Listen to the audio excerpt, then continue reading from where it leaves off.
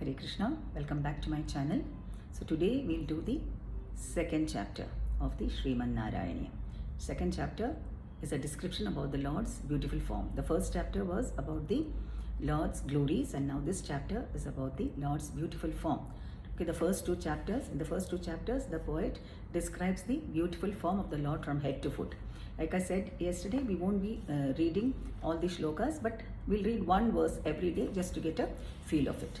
Okay, so let's get started. We'll read the first shloka of the second chapter. Suryaspardha kiridamurthva tilaka prodbhasi bhalantaram कारुण्याकुलनेत्रमार्द्रहसितोल्लासं सुनासापुडं गण्डोद्यन्मकराभकुण्डलयुगं कण्ठोज्ज्वलत्कौस्तुभं त्वद्रूपं वनमाल्यहारपडलश्रीवत्सदीप्रं भजे. So what does the poet say here? He says, O Lord, I meditate upon that form of yours, that beautiful form of thine with a crown on your head, a crown that is more brilliant than the sun, and a forehead that is marked with a tilaka or a vertical sandal paste. The beautiful face, that beautiful face of yours, with a smile on that face, and your eyes brimming or full of compassion for the fallen conditioned souls. And a shapely nose and cheeks glowing with the reflection of your Makara Kundala worn on your ears. Makara Kundala is what the fish-shaped or the shark-shaped earrings that the Lord wears on his ears. I meditate upon that form, on that beautiful form of yours, says the poet Sri Bhattatiri, Sri Melpattur Narayana Bhattatiri Pad. And he says, I meditate on that beautiful form of yours which wears a gem, the Kaustuba gem on your neck. Your neck shines with the luster of that Kaustuba gem. Kaustuba gem is called the Sarva Jivashraya, or the shelter of all the living entities. And your chest is adorned with tulsi, with a garland of tulsi leaves, and beautiful gold necklaces, and gold and gem-studded necklaces, and a mark of the Srivatsa mark on your chest. The Srivatsa mark is said to be the footprint of Bhrigumuni. There is a story behind that. It's coming in one of the later chapters. We'll discuss the story then. And the poet continues in the second verse saying that, O Lord, I take refuge in that form of yours with 4 arms decorated with the Keyurangada Kankana, what is the armlets, bracelets, beautiful rings, finger rings studded with precious stones, and 4 arms bearing the Shankha Chakra Gada Pushpam. What is that? The Shankha, the conch shell known as the Panchajanyam, then the chakra or the disc known as the Sudarshana Chakram, then the Gada or the mace known as the Kaumudagi, and the flower, that is the lotus flower. So the Lord's arms, the 4 arms, are adorned with Shankha Chakra Gada Pushpam, the conch shell, the disc, the mace, and the beautiful flower. So I take refuge in that beautiful form, holding these items, and your waist adorned with Pitambaram or silk, yellow silken cloth, which is fastened by a gold belt, and those 2 lotus feet of yours, which are the refuge of all living entities. Who will, and he continues to ask, the poet continues to ask, who in all the 3 worlds will not be enchanted by this beautiful form of yours, which is more beautiful than the most beautiful, which is greater than the greatest, which is sweeter than the sweetest, and is a wonder of all wonders. And the poet continues to say, O Lord, what a pity it is that your consort, Lakshmi Devi, or the goddess of prosperity, has acquired the reputation of being fickle, or she is known as Chanchala. Chanchala means who does not stick to one place, just because she deserts her own devotees to be with you and your devotees. Lakshmi Devi is also known as Chanchala. Why? Because she does not remain in one place. We have examples of great dynasties, great very opulent families, great empires, who at one point of time flourish in their opulence, and then after some time, after a few generations, they decline in their opulence. Why? Because Lakshmi Devi has walked out. She was there with them till then, and now she has walked out. She doesn't remain anywhere permanently. The only place where she stays permanently is on the Lord's chest. Okay, so she deserts her own devotees to be with the Lord and his devotees, because she loves to hear the glories of her Lord being sung. Okay, the glories of the Lord. When the devotees praise the Lord, and when they sing the glories of the Lord, they experience supreme bliss and romancha. What is romancha? Their hair stands on their end all over the body, and they are bathed in the cool tears of ecstasy. And then the poet says that the path of bhakti, the path of devotion, is much more easier when compared to the other two paths of karma and jnana. What is karma? Karma is fruitive activities. Karma yoga is when you work without expecting the results. And jnana yoga is what? Jnana yoga is the study of the scriptures. That is jnana yoga. So the Vedas are divided into three parts: the karma kanda, the jnana kanda, and the upasana kanda. Upasana means what? Upa-asana, sit near the Lord, sitting near the Lord. So to reach the Lord, you can take the path of karma yoga, jnana yoga, or bhakti yoga, whichever. But karma yoga and jnana yoga, the poet says, takes a very, very long time. Why? What is karma yoga? Karma yoga means, that's what Narada Muni also says in his Narada Bhakti Sutra. He says, of all the three paths, bhakti reigns supreme. Why? Because karma, what is karma? Karma means work.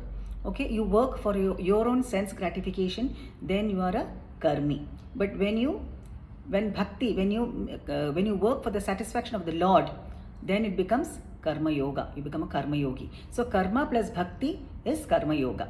Otherwise, you are just a karmi. Yoga comes from the Sanskrit word yuj, which means to connect. So when you connect your activities to the Lord, you become a karma yogi. That is called karma yoga. So karma plus bhakti becomes karma yoga. Similarly, jnana. You acquire all the knowledge in this world and you receive lot of applauses. But then if it is not connected to the Lord, then what is the use? It's just futile. So jnana plus bhakti becomes jnana yoga. But bhakti and bhakti yoga are one and the same. And therefore Narada Maharshi says that bhakti reigns supreme. And the path of karma yoga and jnana yoga are very, very difficult to be practiced. And also it needs to be practiced for a very long time to attain the desired results. But bhakti yoga is very simple. What is bhakti? It is spontaneous love for the Lord. Okay, so when you practice bhakti, and how do you practice bhakti? In the association of devotees. And Lord Sri Krishna also says in the Bhagavad Gita, he says, Bahunam janmanam ante jnanavan mam prapadyate vasudeva sarvamiti samahatma sudurlabha. After many, many births, the jnanis, they come to that platform of realization where they understand that Vasudeva Sarvamidi, I, Vasudeva, Krishna, am the source of everything. So it takes many, many births for them to reach there. But Bhakti Yoga, what is Bhakti Yoga? And Samahatma Sudurlabha, such a soul is very, very rare. So those two paths are very difficult and it takes many, many births to attain results. But Bhakti Yoga is what? Spontaneous love. For love, you don't need any classes. It is just spontaneous. It comes from the heart. Right? And how do you get Bhakti? That is through association. Only through the association of devotees. Like it is said, no, there's a saying, tell me who your friend is and I shall tell you who you are. Right? We have seen so many kids, so many children who have become drug addicts and who fall into bad company and develop bad habits, right? So when you're in good association, you develop good habits. When you're in bad association, you develop bad habits. It's all due to association. So in the association of devotees, what do? There is no politics or gossip or anything. It's just pure topics of the Lord. Just glorify the Lord, and devotees revel in discussing these topics. They find happiness, they find supreme bliss in discussing the topics of the Lord. There's a very nice story that depicts the beauty of association, satsang. This happened, it's a real story that happened many, many years ago. It's during ancient times. Okay. There's a temple, I forgot the name, I think it's Tirukogiyur. It is in Tamil Nadu, one of the 108 Vaishnava temples. Okay, so there once a devotee, a very pure devotee of the Lord, visits the temple during for Sandhya Arati, okay, during dusk. He pays obeisances to the Lord, he attends the Sandhya Arati, and as he was walking out of the temple, it starts raining. It starts raining heavily. And so this person looks around for shelter and he sees a hut just across the road. So he walks up to that hut, knocks at the door, but there's no answer. Slowly he pushes the door, and then the door opens by itself, and he goes inside and finds that no one is there inside. And he finds that there's a small corridor just enough for one person to lie down. So he thought, okay, let me spend this night here, and he closes the door and lies down. As he was falling asleep, he hears a knock at the door outside. So he asks, who's that?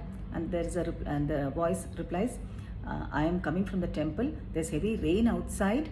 I can't go home. So can I spend the night here till the rain subsides? So this person inside says, there's just enough space for one person to lie down. However, 2 people can sit. So you can come inside. Maybe we can sit and spend the night together. So he opens the door. Now the second person walks in. Both of them sit down, and both of them were devotees of the Lord. And what do devotees do when they meet together? They discuss topics of the Lord. And they were experiencing supreme bliss, talking about the glories of the Lord. So they were talking to each other, and then suddenly they hear another knock on the door. So both of them ask, who's that? And the third person, the voice outside says, I'm coming from the temple. It's raining heavily outside. Can I please come in to spend some time until the rain subsides? So these two people inside say, there is just enough space for one person to lie down here, 2 people to sit down here. Of course, if we stand, there is space for 3 of us to stand. Maybe you can come inside and we can spend the night standing. And they open the door. Now the third person also comes inside, and the 3 of them were devotees of the Lord, and they stood there and they were inside that room standing the whole night, discussing topics of the Lord. After some time, they hear another knock, and they ask, who's that? And the voice says, can you please let me in? So these people say, there's just enough space for one person to lie down, just enough space for 2 people to sit down, just enough space for 3 people to stand. That's all. And we are 3 of us here inside. There's no more space. So what to do? So then the voice says, don't worry, I will not cause any disturbance. Please let me in. I will not. I will adjust myself. And they open the door and they ask him, who are you? And this person says, I'm sorry, I cannot reveal my identity. And as he walks inside, suddenly there is a flash of lightning. And in that lightning, they see the very beautiful form of the Lord. And they ask the Lord, oh Lord, it's you. And the Lord replies, how can I stand there in the temple when 3 of you, my pure devotees, are discussing my pastimes? So I came here to be with you. And this is exactly what the Lord tells Narada in the Padma Purana. The Lord says, Naham tishtami vaikunthe yoginam hridayeshuva yatra gayanti malbhakta tatra tishtami Narada. O Narada, I do not reside in Vaikuntha. Where is Vaikuntha? Vaikuntha is the Lord's abode. I do not reside in Vaikuntha, nor do I reside in the hearts of the yogis who perform severe austerities in the peaks of the Himalayas. Yoginam hridayeshuva. I do not reside in their hearts too. Then where do I reside?